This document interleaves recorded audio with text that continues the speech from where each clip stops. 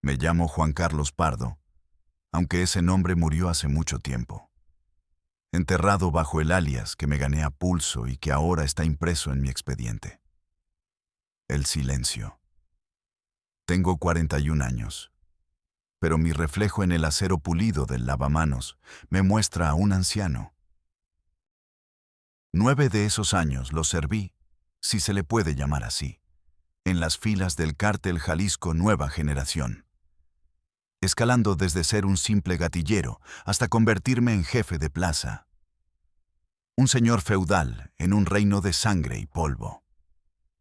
Hoy, esta voz que escuchan sale de una tumba de concreto. Una celda de aislamiento en la prisión de máxima seguridad ADX Florence, aquí en Colorado, el corazón frío de Estados Unidos. Cumplo 3 cadenas perpetuas consecutivas, una por cada vida que se supone que tengo. La luz del sol es un lujo de 1 hora al día, una franja pálida que se arrastra por la pared y que nunca llega a tocarme. Mi vida, la que se vive respirando aire libre, se acabó. Y es precisamente por eso, porque ya no hay nada que ganar ni nada más que perder, que puedo despojarme de las mentiras y contar la verdad. Todo lo que creen saber sobre el CJNG, sobre el mito de Nemesio Oseguera Cervantes, el Mencho, es una cortina de humo, un teatro de sombras bien montado para que ustedes, los medios y hasta el propio gobierno, miren hacia otro lado. Creen que es una guerra por el control de las rutas, por el trasiego de la coca, la heroína y el fentanilo. Creen que es una lucha por el dinero y el poder. Eso es lo que nos contaban a nosotros, la infantería, para darnos una razón por la cual apretar el gatillo. Pero la verdad es más profunda, más antigua y visceral. La verdadera guerra, la que se libraba en los ranchos escondidos en la sierra, no era por el territorio físico, era por el territorio del alma. Y el Mencho, o la inteligencia diabólica que lo asesoraba, descubrió el método más eficaz para conquistarla, para aniquilar cualquier vestigio de humanidad en sus soldados. Nos obligaban a comer la carne de nuestros enemigos. No es una metáfora, no es una hipérbole. Nos sentaban a la mesa y nos servían los restos de nuestros rivales. Nos convertían en caníbales, no por hambre, sino como una herramienta de control psicológico, para forzar un pacto de sangre y depravación del que nadie podía escapar. Esa es la verdad que se susurra en las cárceles, pero que nadie se atreve a gritar. Esto no era una guerra de narcos contra narcos. Era un proyecto sistemático para transformar a hombres en bestias, para crear un ejército de monstruos sin alma. Y yo, Juan Carlos Pardo, el mecánico, fui una de sus creaciones más exitosas. Seguro que ahora mismo, mientras escuchan esto, se están preguntando cómo un tipo cualquiera, un hombre que se ganaba la vida con las manos llenas de grasa en un taller mecánico en una colonia polvorienta de Guadalajara, termina aquí, en la antesala del infierno. Créanme, es la misma pregunta que me hago cada noche, cuando el silencio de esta celda de 2 por 3 metros se vuelve un rugido ensordecedor en mi cabeza. Mi caída no empezó con la codicia. Nunca soñé con las trocas del año, las cadenas de oro que te pesan en el cuello, ni las fiestas con buchonas y grupos norteños. Mis sueños eran más modestos, más mundanos. Soñaba con llegar a fin de mes sin que me cortaran la luz. Soñaba con que mi hija, mi pequeña Sofía, nunca tuviera que escuchar un "no se puede, mija", cuando me pedía un helado o un juguete. Era un sueño simple, una vida digna, sin lujos, pero sin angustias. Ese sueño se hizo añicos una tarde gris en el consultorio de un hospital público. Recuerdo el olor a desinfectante barato y la cara compasiva pero firme del doctor. Las palabras que salieron de su boca fueron como martillazos. Leucemia linfoblástica aguda. Mi Sofía, mi luz de apenas 7 años, tenía cáncer en la sangre. Las células que debían protegerla la estaban matando desde adentro.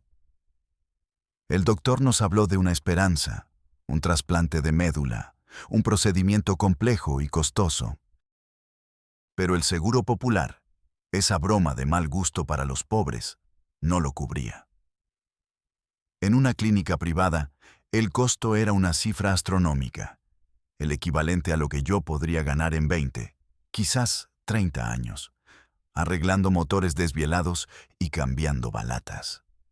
Vi cómo el rostro de mi esposa, Laura, se desmoronaba, cómo sus ojos se llenaban de un terror que yo compartía. Vi el miedo confuso en la carita de Sofía, que no entendía las palabras, pero sentía el peso de nuestra desesperación. A partir de ese día, mi vida se convirtió en una carrera contra el tiempo y la humillación. Toqué todas las puertas imaginables.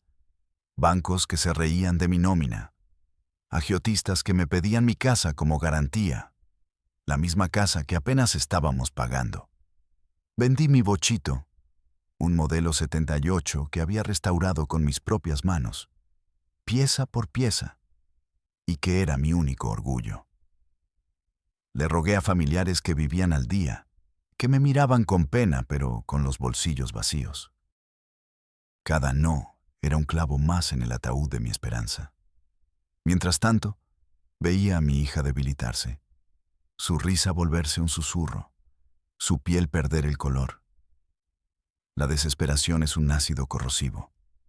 Te quema por dentro, disuelve tus principios, tu moral, esa delgada línea que crees que te separa de los monstruos.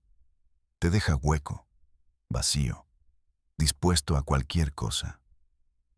La noche que toqué fondo, estaba en una cantina de mala muerte llamada El Último Trago. Ahogaba mi impotencia en tequila del más barato, ese que te raspa la garganta y te quema el estómago. Fue entonces cuando se me acercó el Chueco, un viejo conocido del barrio, un tipo que siempre andaba en negocios raros. Vio mis manos temblorosas, mis ojos hundidos, la derrota en mi postura. Le conté mi historia. Vomité mi dolor sobre la mesa pegajosa de cerveza. Él no dijo nada, solo escuchó, asintiendo lentamente. Cuando terminé, sacó un teléfono viejo, de esos cacahuatitos, y marcó un número. «Oye, estoy aquí con un compa. Es mecánico, gente seria», dijo en voz baja. «Necesita una chamba de veras. Sí, tiene una razón muy cabrona para no andar de pinche preguntona. Es derecho». Colgó y me miró. «Conozco a una gente que necesita hombres con huevos y con la boca cerrada. Pagan bien, muy, muy bien. Lo suficiente para curar a cualquier princesa». Esa fue la puerta que se abrió en la pared de mi desesperación. Y yo, el padre que veía a su hija apagarse como una vela, no dudé un segundo en atravesarla. En mi ingenuidad, pensé que sería temporal. Unos cuantos trabajitos, juntar el dinero y largarme. Qué estúpido. De este mundo nadie se sale por la puerta por la que entró. Solo hay 2 salidas: la celda o la fosa. Yo, al menos, sigo respirando para contarlo. Mi entrevista de trabajo fue en una bodega abandonada en la zona industrial de Tlaquepaque. El aire estaba viciado, una mezcla de aceite rancio, metal oxidado y un miedo casi palpable. Me recibió un hombre de complexión media, ni alto ni bajo, pero con una presencia que llenaba el espacio. Le decían Comandante Sombra. Sus ojos eran pequeños y oscuros, como los de un ave de rapiña, y te escaneaban sin parpadear, buscando grietas, debilidades, cualquier señal de que te quebrarías. Le conté mi situación, la enfermedad de mi hija. No vi un atisbo de compasión en su rostro.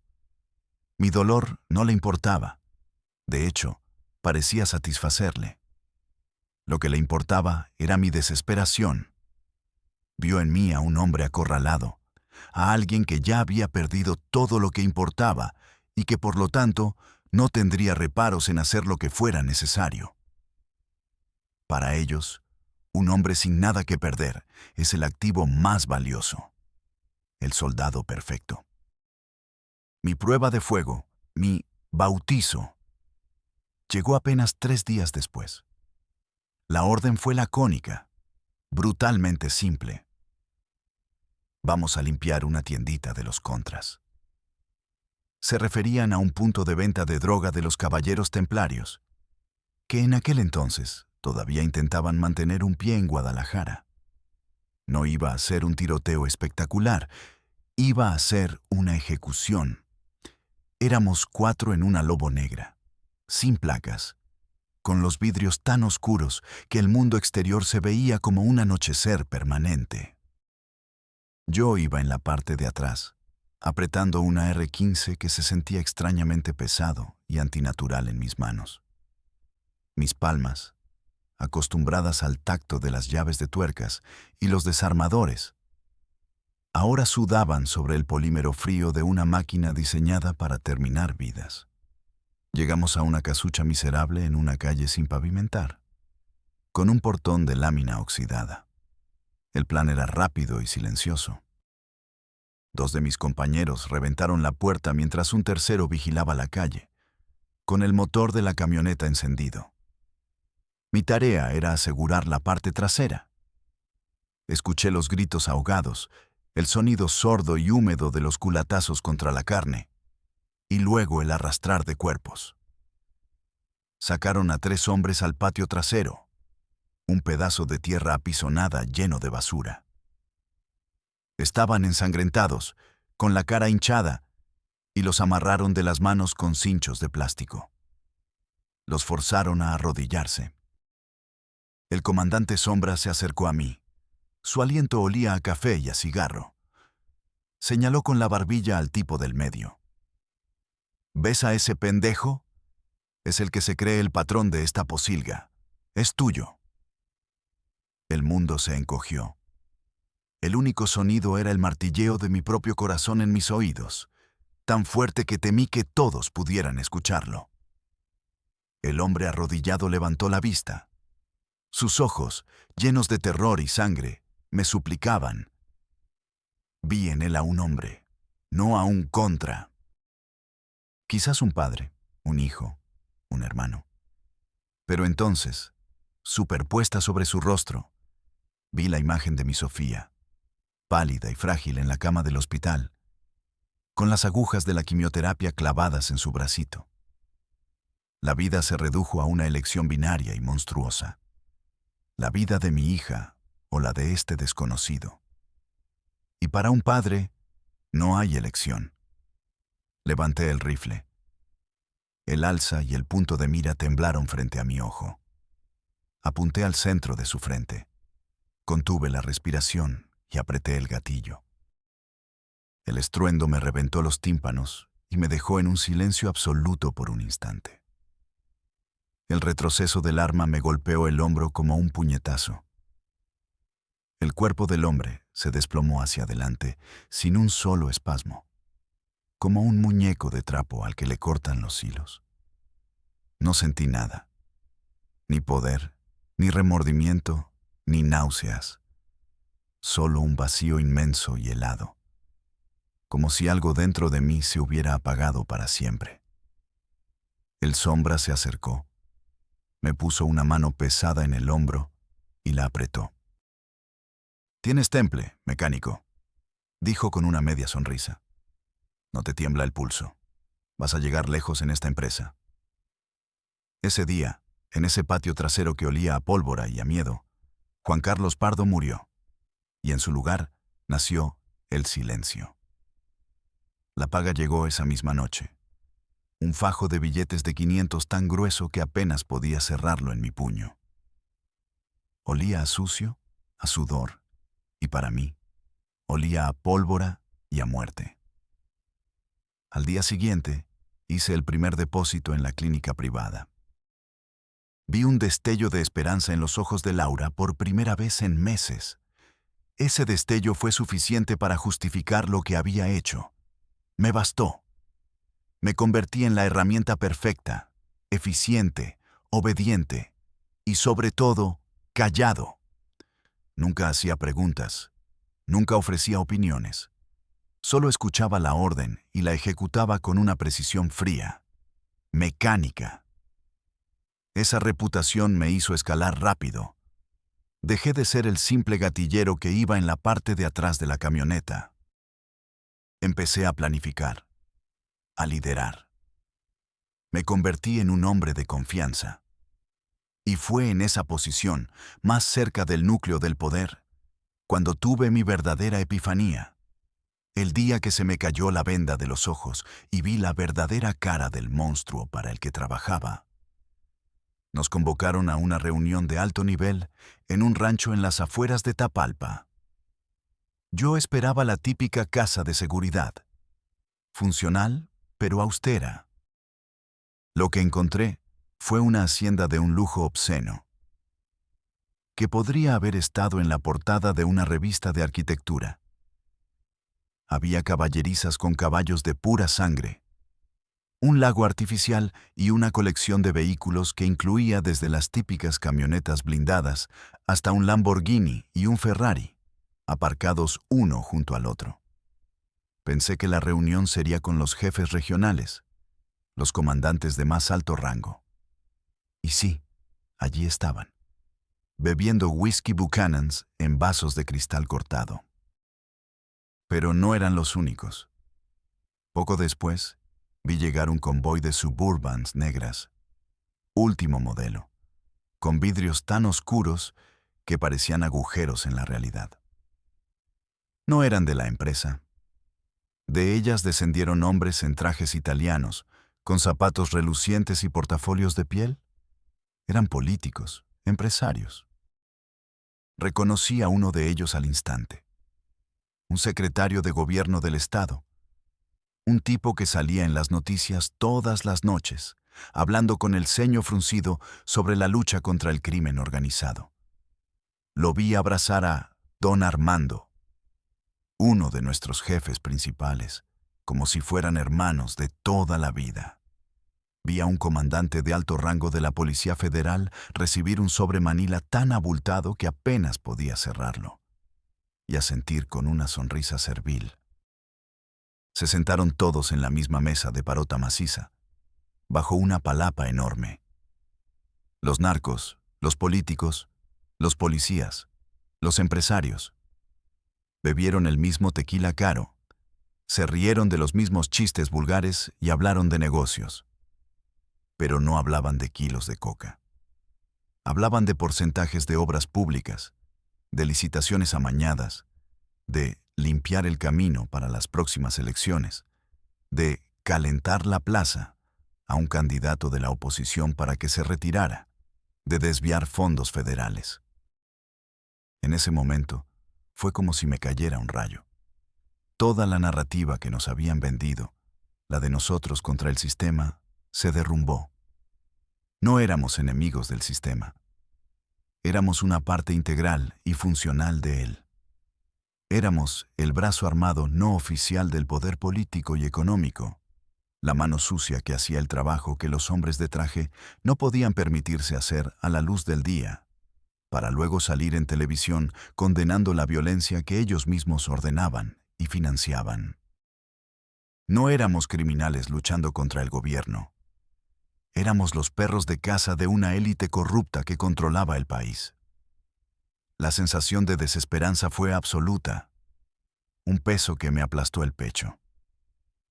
Si tu enemigo es la ley, al menos tienes la esperanza de esconderte, de burlarla. Pero, ¿qué haces cuando tu verdadero patrón es la propia ley?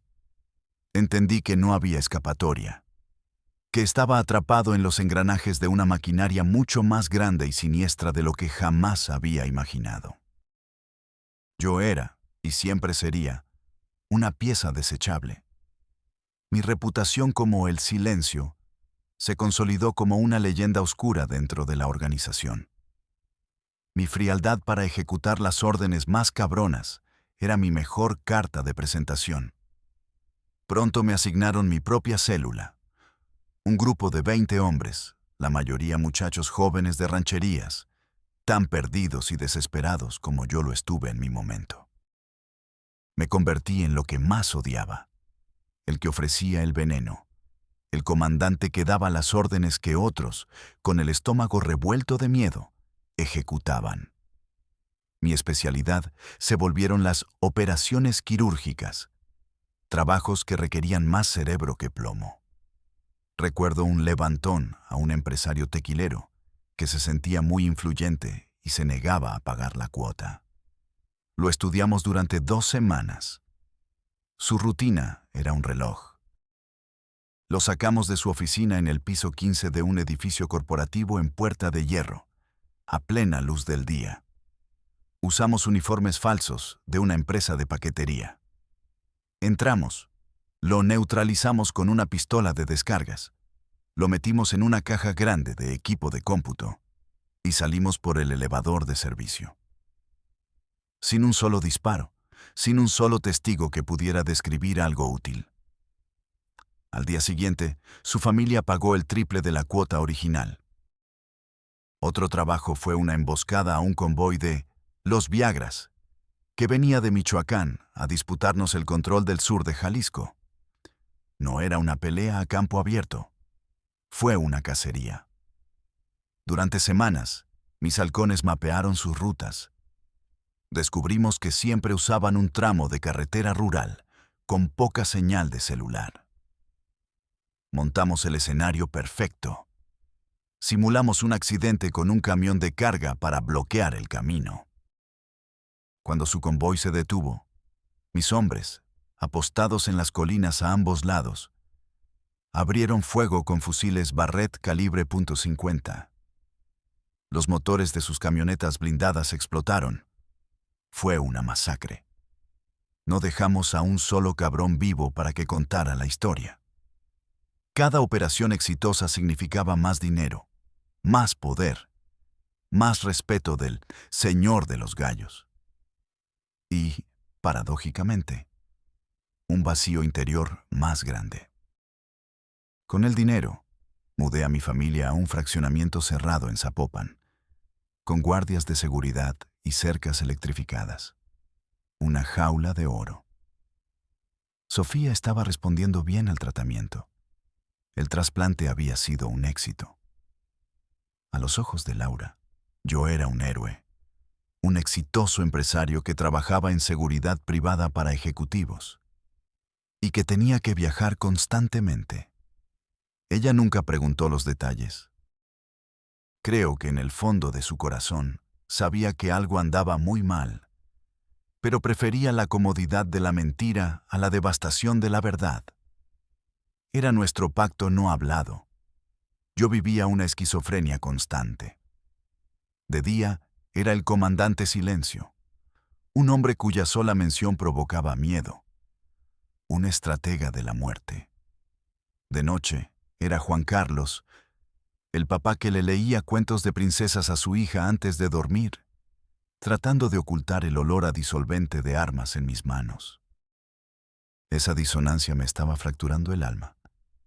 Empecé a beber más, a consumir cocaína para mantenerme alerta durante días. Las caras de los muertos me visitaban en sueños, sus ojos vacíos acusándome en silencio. Pero el verdadero infierno, la culminación de mi descenso, aún estaba por llegar. Me esperaba en un rancho perdido en la sierra, un lugar al que los veteranos llamaban con un escalofrío, la cocina del diablo. La orden nos llegó directamente del círculo más íntimo del patrón, del mismísimo Mencho. Habíamos capturado a 5 sicarios de un cártel rival de Sinaloa que habían tenido la audacia de infiltrarse en nuestro territorio para calentar la plaza. La instrucción que recibimos por radio encriptado fue clara. No era solo una ejecución. Debía ser una ceremonia. Un ejemplo que resonara en todo el país. Un ritual para demostrar quién mandaba. Cuando llegamos al rancho, un lugar aislado al que solo se podía acceder por una brecha de terracería, el escenario ya estaba montado. En el centro de un claro en el bosque, una hoguera enorme crepitaba, lanzando sombras danzantes sobre los árboles. Los 5 prisioneros estaban atados a unos postes de madera. Habían sido brutalmente torturados. Sus cuerpos eran un mapa de dolor y sangre seca, y apenas estaban conscientes.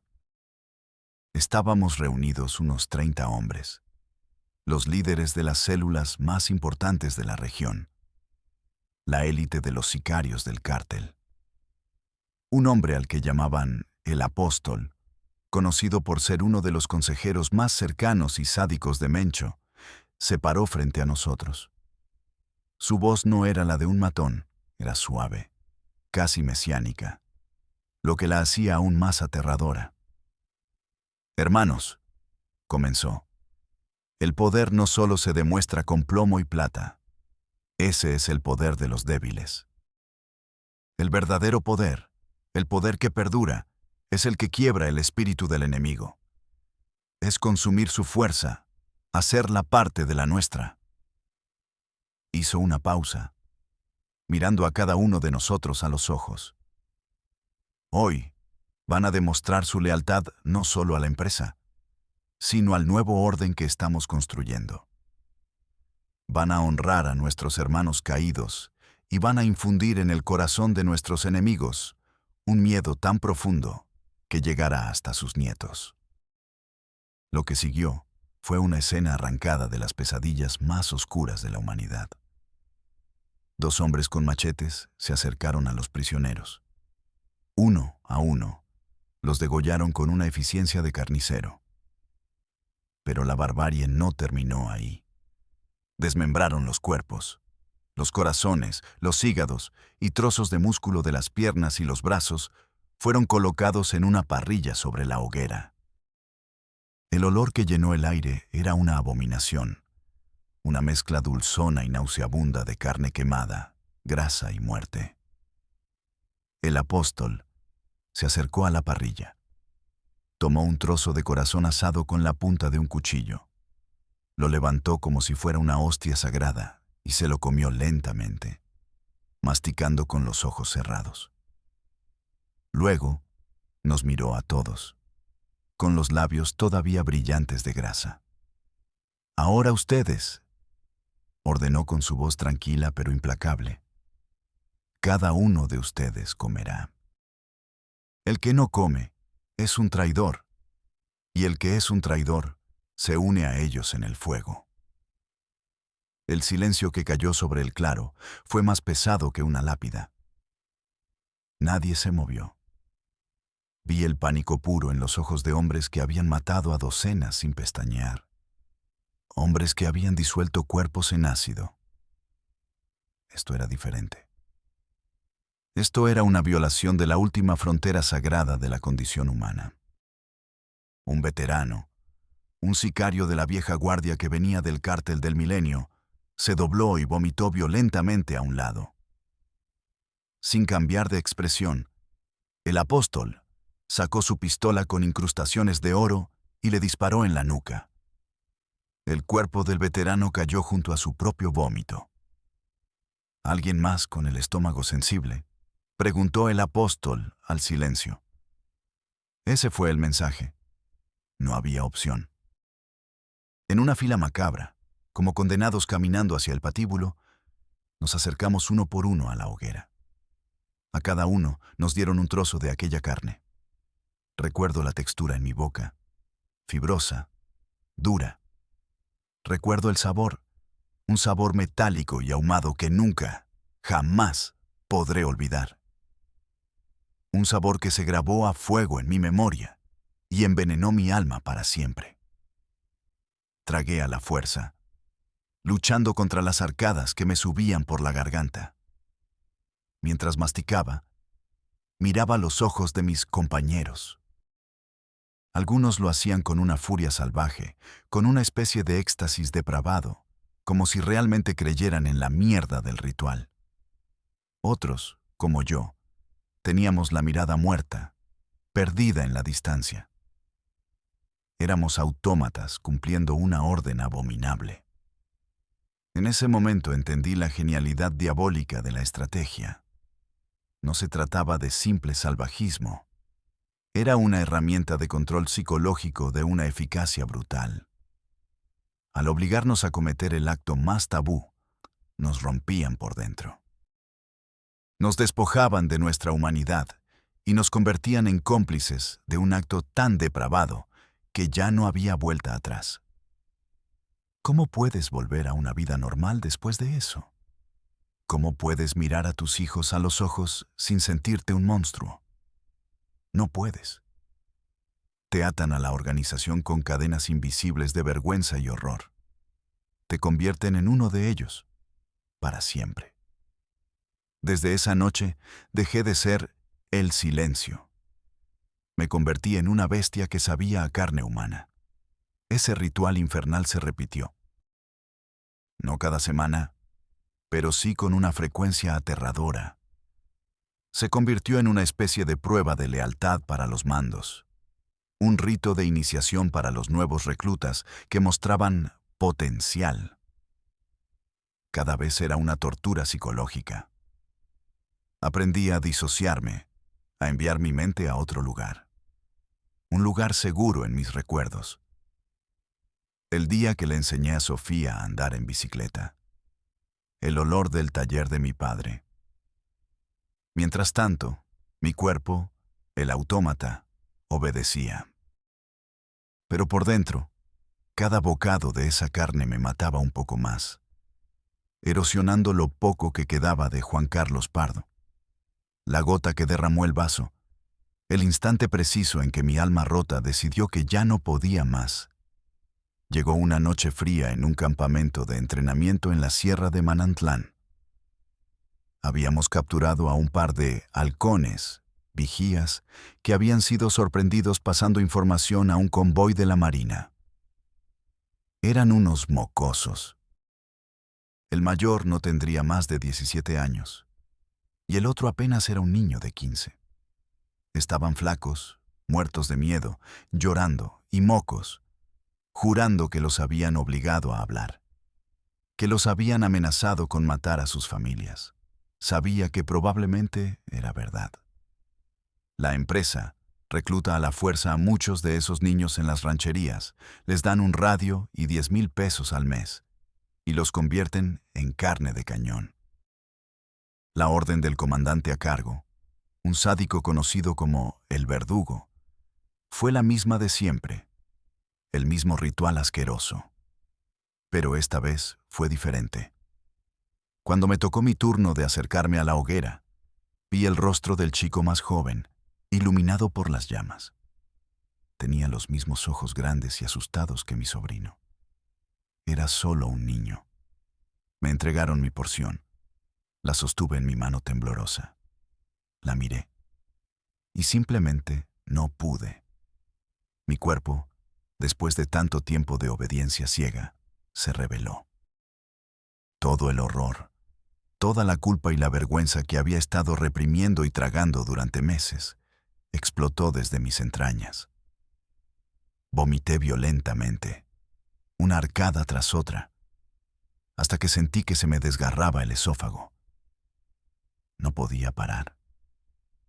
Era como si mi cuerpo estuviera intentando expulsar todo el veneno, no solo el de esa noche, sino el de todos los años de violencia y muerte. El verdugo se acercó a mí. Su rostro era una máscara de furia y desprecio. ¿Qué chingados te pasa, silencio? ¿Se te ablandó el corazón o qué, puto? No pude responder. Solo seguía escupiendo bilis.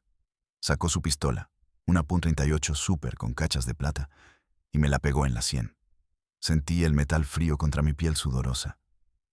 Cómetelo, siseó, su voz un susurro venenoso. Cómetelo ahora mismo, o te juro por mi Madre Santa que la próxima cena en este puto rancho será con tu corazón en la parrilla. En ese instante, en medio de la humillación y el dolor, algo se rompió definitivamente en mí.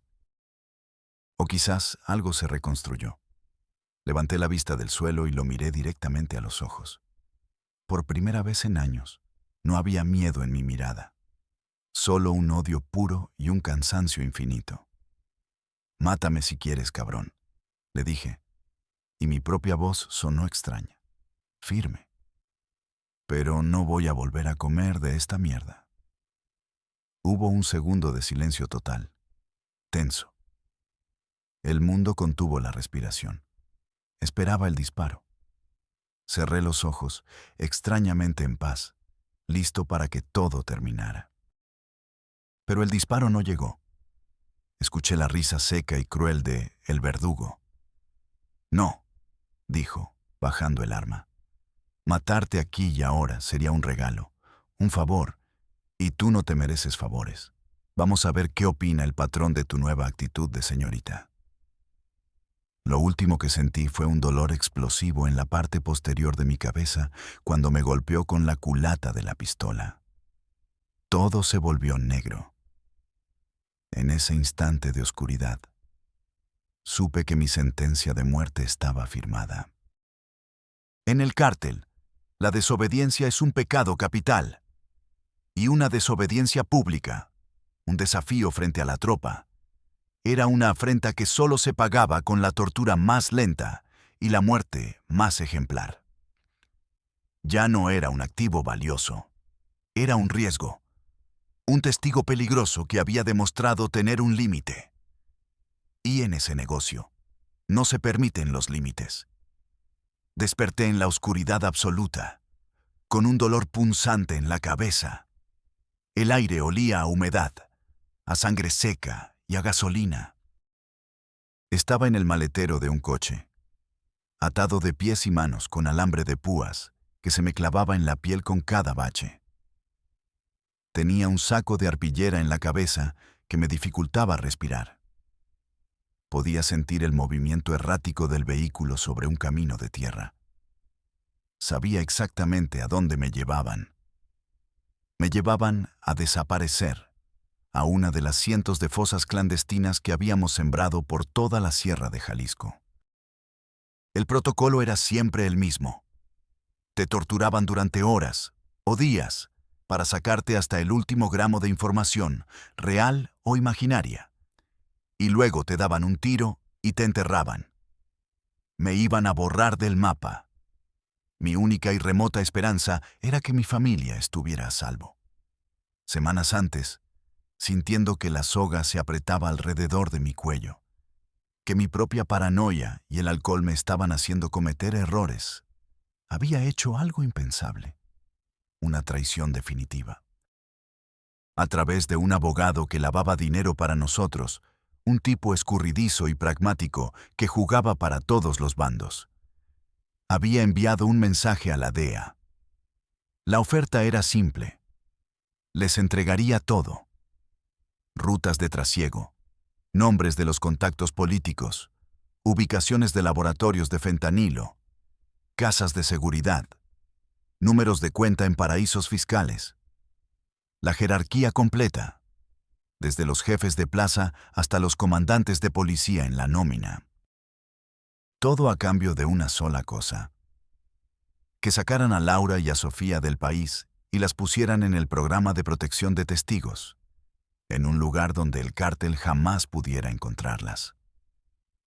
Era un tiro al aire, una posibilidad entre 1.000.000. El coche se detuvo bruscamente. Abrieron el maletero y la luz de la luna me cegó por un instante.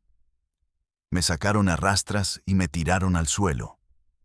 Escuché las voces burlonas de los que hasta hacía unas horas habían sido mis subordinados, mis compañeros. Me quitaron el saco de la cabeza. Estábamos en medio de la nada, en un claro rodeado de pinos. El verdugo estaba allí, con una pala en la mano. Me la arrojó a los pies. «Acabar, silencio», se rió. «Tu última chamba, Y hazlo hondo, que no queremos que los perros te saquen. Empecé a cavar. La tierra estaba dura y fría. Cada palada era un esfuerzo agónico, pero también era un momento de claridad. Con cada trozo de tierra que lanzaba, un recuerdo me asaltaba. La sonrisa de Sofía el día que nació.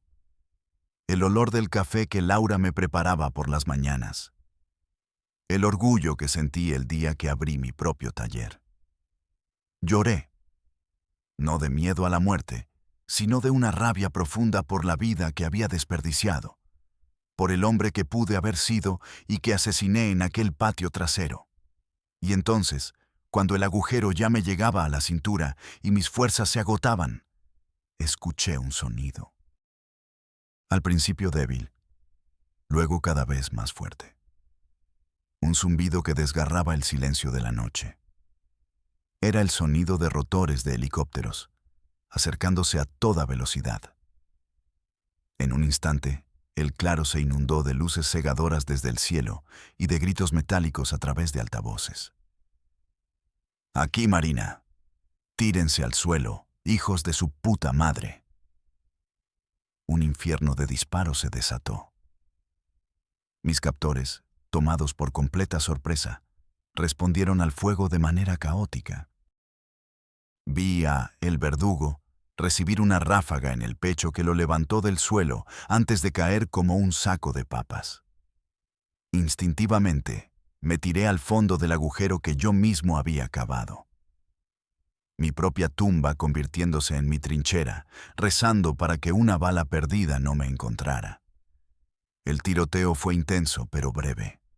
La superioridad de los marinos era abrumadora. Luego, un silencio casi tan atronador como los disparos. Un silencio roto solo por el crujido de las botas militares sobre la hojarasca. Un par de botas se detuvo al borde del agujero. Un rostro cubierto con pasamontañas y gafas de visión nocturna se asomó. El cañón de su rifle me apuntaba directamente a la cara. «¿Are you Juan Carlos Pardo?», preguntó en un español con un fuerte acento gringo. Asentí con la cabeza, incapaz de hablar. Me sacaron. Me pusieron unos cinchos en las manos, esta vez como prisionero, y me llevaron a uno de los helicópteros Black Hawk que habían aterrizado. Mientras nos elevábamos, vi desde la puerta abierta los cuerpos de mis antiguos compañeros, esparcidos por el claro, iluminados por las luces de las naves. No sentí absolutamente nada, ni pena, ni alegría, solo vacío. Mi apuesta desesperada había funcionado. Me extraditaron a Estados Unidos en un vuelo secreto esa misma noche. Durante semanas, en salas de interrogatorios sin ventanas, canté como un canario. Les di hasta el último detalle. Vacié mi cerebro de 9 años de secretos y horrores. Cumplí mi parte del trato, y ellos cumplieron la suya. Un día, un agente de la DEA entró en la sala. No me hizo ninguna pregunta. Simplemente deslizó una fotografía sobre la mesa. Eran Laura y Sofía. Estaban sonriendo, abrigadas, frente a una pequeña casa con un jardín cubierto de nieve. Detrás de ellas había un bosque de abedules. Sofía se veía sana, con las mejillas sonrosadas, feliz. Estaban a salvo. Estaban vivas y a salvo, en un mundo que yo nunca podría volver a habitar. Y eso, en medio de toda mi miseria, fue lo único que importó. A cambio de sus vidas, yo acepté de buen grado la mía. Esta tumba de concreto hasta el día en que mi corazón decida detenerse. Y aquí estoy. 23 horas al día en esta caja, donde los únicos compañeros de celda son mis fantasmas. La única ventana que tengo es la que se abre en mi memoria cuando cierro los ojos. A veces, en la quietud de la noche, me pregunto si valió la pena. Y entonces, la imagen de la sonrisa de mi hija en esa fotografía aparece en mi mente, y sé que, para mí, sí valió la pena. Ella tiene una vida, una oportunidad de ser feliz, lejos de la sombra de su padre. Yo pagué el precio, y lo pago cada segundo de cada día. ¿Por qué hablo ahora? ¿Por qué rompo mi alias y cuento esto? No es por buscar perdón. Para gente como yo no hay perdón, ni de Dios ni de los hombres. Tampoco es para justificarme. Mis manos están manchadas para siempre. Lo hago porque sé que ahora mismo, en este preciso instante, en algún barrio jodido de Guadalajara, de Tijuana, de Juárez, hay otro Juan Carlos. Otro mecánico, otro albañil, otro campesino, con el agua al cuello, acorralado por la desesperación de una deuda, de una enfermedad, de la simple y puta miseria. Y sé que, tarde o temprano, algún cabrón se le va a acercar y le va a susurrar al oído la misma promesa del diablo. La salida fácil, el dinero rápido, el poder, el respeto. Quiero que mi voz, este eco desde el infierno, llegue hasta él y le atraviese los oídos. Escúchenme bien, plebes. Escuchen al fantasma en que me he convertido. Todo es una pinche mentira. El poder es una ilusión que dura hasta que desobedeces una orden. El dinero está manchado con una sangre que nunca se quita de las manos, por más que te las laves. Las trocas, las armas, las viejas. Todo eso es el queso en la trampa para ratones. Una vez que muerdes el cebo, la trampa se cierra y ya no te sueltan. Te usarán. Te exprimirán hasta la última gota. Te vaciarán por dentro y te convertirán en un monstruo como yo. Y el día que ya no les sirvas, el día que te quiebres o que sepas demasiado, te tirarán a una zanja o, si tienes suerte, te servirán en un plato. La gente en la calle le teme al sicario, al encapuchado que baja de la camioneta. Pero están mirando al títere, no al titiritero.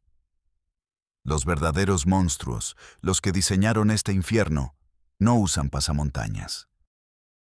Usan trajes de marca, dan discursos en la televisión, ocupan cargos públicos y cuentan los millones de dólares que nosotros generamos con nuestra sangre y nuestra alma podrida.